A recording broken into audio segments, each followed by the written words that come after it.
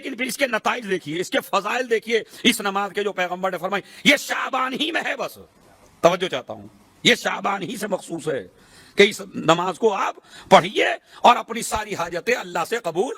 رجب کا مہینہ علی کا مہینہ، شعبان کا مہینہ رسول کا مہینہ، رمضان المبارک اللہ کا اور بندوں کا مہینہ، لہذا یہ دو مہینے اللہ نے مبارک رمضان المبارک سے پہلے اس لیے رکھے تاکہ آپ لوگ تیار ہو جائیں، آمادہ ہو جائیں اس زمانے کے لیے، اس پیریڈ کے لیے کہ جو آپ کے لیے اللہ نے بہترین مہینہ قرار دیا ہے، تاکہ آپ کے ایک ایک عمل پہ ڈبل ڈبل اجر آپ کو دیا جائے۔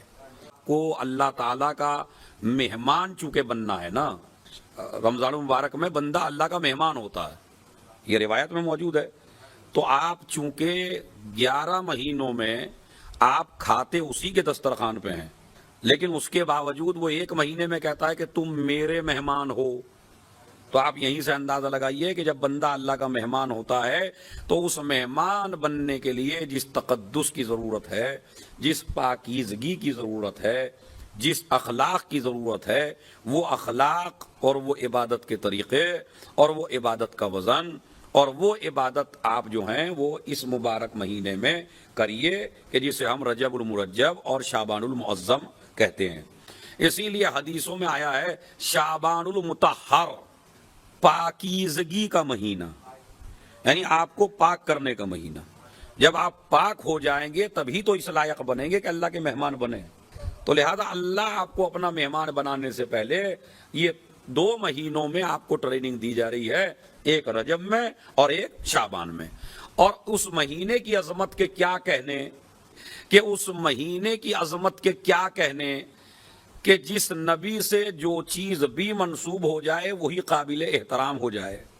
گلیاں اگر نبی سے منسوب ہو جائیں تو گلیاں قابل احترام، ذروں پہ اگر قدم آ جائیں تو ذرے قابل احترام، ایک چادر اوڑھ لیں تو چادر قابل احترام، ایک کملی اوڑھ لیں تو یا ایھا المدثر، یا ایھا المزمل، طٰہٰ، یاسین، لا اقسم بہذا البلد وانت حل بہذا البلد، جس شہر میں رہے وہ شہر قابل احترام، جن گلیوں میں چلے وہ گلیاں قابل احترام، جو کپڑا پہن لیا وہ کپڑا قابل احترام، جس جگہ قدم رکھ دیا وہ جگہ قابل احترام۔ تو آپ یہ دیکھیں جو چیز بھی تمہارے نبی سے منسوب ہوتی چلی جائے گی وہی چیز مبارک بنتی چلی جائے گی۔ تو پھر وہ مہینہ کتنا قابل احترام ہے کہ جسے نبی کہیں کہ شعبان میرا مہینہ ہے، شعبان میرا مہینہ ہے، شعبان شہری، شعبان میرا مہینہ ہے۔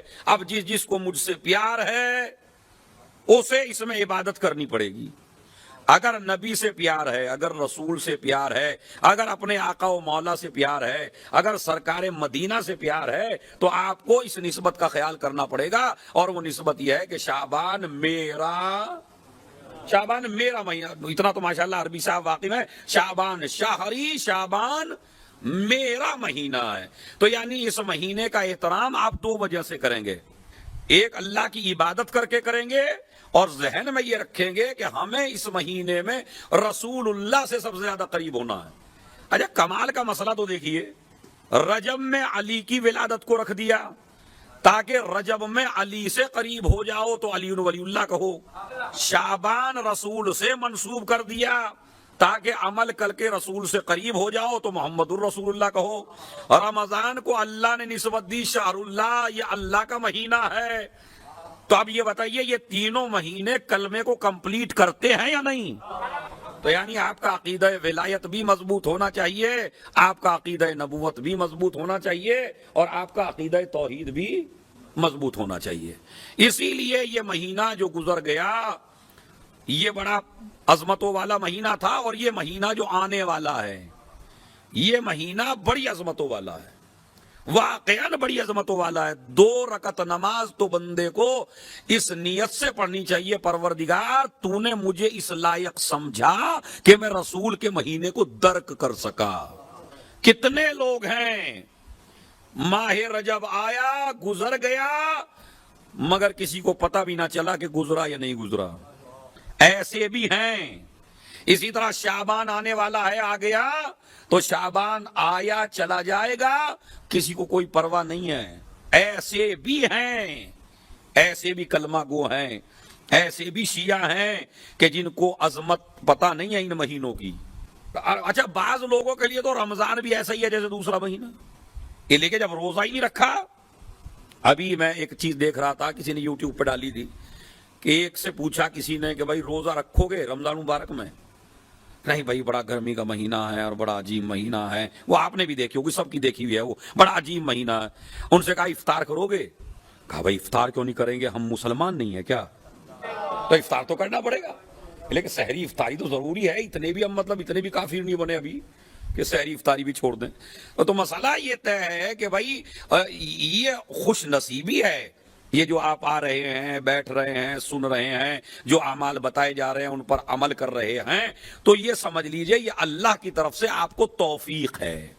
واقعاً شکر خدا کیجئے. جس بندے کو عبادت کی توفیق مل جائے اسے اللہ کا شکریہ ادا کرنا چاہیے, اس لیے کہ ہزاروں ایسے ہیں کہ جن کے ذہن میں عبادت کا تصور بھی نہیں آتا. تو وہ بھی تو انسان ہے نا, وہ بھی اللہ ہی کے پیدا کیے ہوئے ہیں, ان کے ذہن میں, ان کے تصور میں بھی نہیں ہے, اور آپ عبادت بھی کر رہے ہیں, آپ جو ہے اعمال بھی کر رہے ہیں, آپ دیکھ بھی رہے ہیں اللہ رسول کیا چاہتے ہیں. تو یہ بتائیے یہ دی ہوئی توفیق ہے یا نہیں؟ میں ایک جملہ کہتا ہوں, ماشاءاللہ اس جملے کی قدر کریں گے. اگر آپ کو پروردگار اربوں خربوں کا مالک بنا دے اور آپ کو توفیق عبادت نہ دے تو یہ خربوں کی دولت بیکار ہے. مین مسئلہ ہے آپ کو عبادت کی توفیق ہے یا نہیں. ہر دولت مند حاجی نہیں بنتا, ہر دولت مند ظاہر حسین نہیں بنتا, اور فقیر حج بھی کر لیتے ہیں اور وہاں اس دروازے پہ پہنچ جاتے ہیں. کیوں؟ اس لیے کہ جب نیت صحیح ہوتی ہے تو ادھر سے توفیق ہوتی ہے. اب ہمیں یہ شکر خدا کرنا چاہیے کہ ہمیں یہ توفیق ہے کہ ہم جو ہیں وہ اللہ کی عبادت کر رہے ہیں اور ان مہینوں میں زندگی گزار رہے ہیں. شعبان کے ڈکشنری میں کئی معنی ہیں, یعنی شعبان کو شعبان کیوں کہتے ہیں, اس کا ریزن کیا ہے, اس کی وجہ کیا ہے. پہلی وجہ شعبان کو شعبان اس لیے کہتے ہیں اس لیے کہ لغت میں, بعض لغت میں شعبان کے معنی یعنی ظاہر ہونے کے ہیں. شعب یعنی ظاہر ہونا, تو ظاہر ہونے کا مطلب کیا ہے کہ چونکہ یہ مہینہ دو مہینوں کے درمیان ظاہر ہوا ہے, ایک رمضان المبارک کے اور ایک رجب المرجب کے, یعنی جو دو عظیم مہینے تھے ان کے درمیان میں واقع ہے یہ. اچھا یہ بتائیے کلمے میں رسول اللہ کہاں پہ ہیں؟ لا الہ الا اللہ محمد علی ولی اللہ, یعنی رسول اللہ اسے کلمے کے اعتبار سے بھی درمیان میں اور مہینے کے اعتبار سے بھی درمیان میں. تو پہلے تو یہ معنی ہے کہ چونکہ یہ واقع ہوا ہے رجب کے درمیان اور رمضان المبارک کے درمیان, اس لیے اس کو شعبان کہتے ہیں. دوسری وجہ اس کی ہے شعبان بنا ہے تتشعب کا مطلب ہوتا ہے جیسے شعوبم و قبائل, فرقوں کو بھی کہا جاتا ہے. یعنی یہ جو شعبان کو شعبان اس لیے کہتے ہیں اس لیے کہ عرب اس مہینے میں متفرق ہو جایا کرتے تھے اور پانی کی تلاش میں نکلا کرتے تھے, پانی کی تلاش میں عرب نکلا کرتے تھے اس مہینے کے اندر, تو اس لیے اس کو کہا جاتا ہے کیا, شعبان. دوسرے معنی اس کے ہیں, تیسرے معنی شعبان کے, میں سائی ڈکشنری کے معنی بتا رہا ہوں کو, شعبان کے تیسرے معنی سنیے کیا ہے. کہتے تشعب فیہ ارزاق المومنین, اللہ اس مہینے میں اپنے بندوں کو مختلف طریقے کے رزق دیتا ہے. یعنی بندے کو اس مہینے میں اللہ کی طرف سے رزق ملتا ہے, رزق کی نعمتیں ملتی ہیں, ان کے لیے رزق مہیا کیا جاتا ہے اس مہینے میں. چوتھی چیز کہا گیا نہیں, رزق نہیں, خیر کثیر. اس مہینے میں پروردگار عالم بندوں کو خیر کثیر کی توفیق عنایت فرماتا ہے, تو اس لیے اس کو شعبان کہا جاتا ہے. تو یہ چار چیزیں میں نے شعبان کے حوالے سے آپ کی خدمت میں بیان کی کہ کیوں شعبان کو شعبان کہا جاتا ہے. تو معصوم نے فرمایا کہ نعمت الہی کی وجہ سے کہ اس میں زیادہ نعمتیں ملتی ہیں یا زیادہ خیر کرنے کی اللہ توفیق عنایت کرتا ہے, اس لیے اس کو شعبان کہتے ہیں. اور اس کے علاوہ نبی کریم صلی اللہ علیہ وآلہ وسلم نے ارشاد فرمایا من ساما یومن واحدن فی شہری وجبت الجنہ، جو انسان میرے اس مہینے میں ایک روزہ بھی رکھ لے تو اللہ اس روزے کے بدلے انسان کے اوپر جنت کو واجب قرار دیتا ہے۔ کہیں ہے لہو الجنہ، کہیں ہے وجبت لہو الجنہ، تو بہرحال مختلف تعبیریں ہیں حدیثوں میں۔ ایک روزے کے لیے خالی کہ اگر اس میں شعبان المعظم میں اگر آپ ایک روزہ رکھ رہے ہیں میرے اس مہینے میں تو اللہ تعالیٰ آپ کے اوپر جنت کو واجب قرار دیتا ہے۔ اچھا، دوسرا فائدہ آپ سنیے، یعنی 3 فائدے ہیں روزہ رکھنے کے۔ پہلا فائدہ جنت واجب ہے، دوسرا فائدہ حرم اللہ جسدہ علی النار، جو انسان اس مہینے میں یعنی میرے مہینے میں ایک روزہ رکھ لے اللہ اس کے اوپر جہنم کو حرام قرار دیتا ہے۔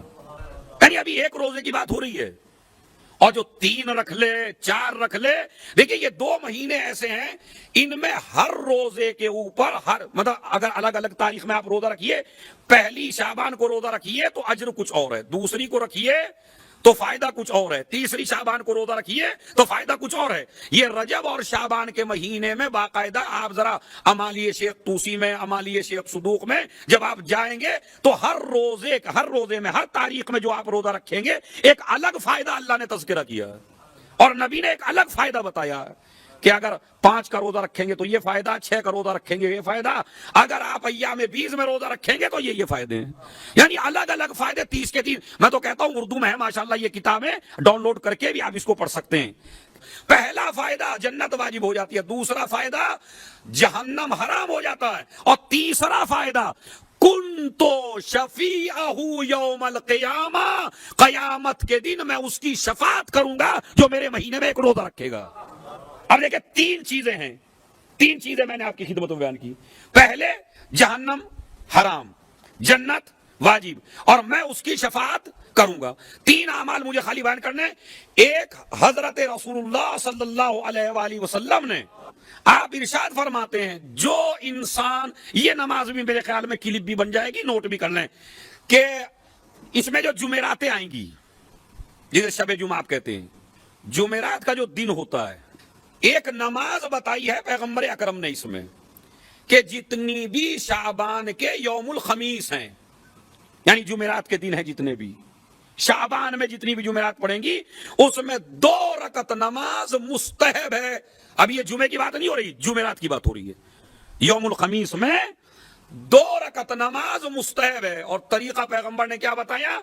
پہلی رکعت میں سورہ الحمد 100 مرتبہ سورہ توحید، پھر دوسری رکعت بھی ایسے ہی پڑھیے، سورہ الحمد اور 100 مرتبہ سورہ توحید، اور اس کے بعد آپ سلام پڑھیے، سلام کے بعد آپ کو 100 مرتبہ صلوات پڑھنی ہے، 100 مرتبہ صلوات پڑھیے۔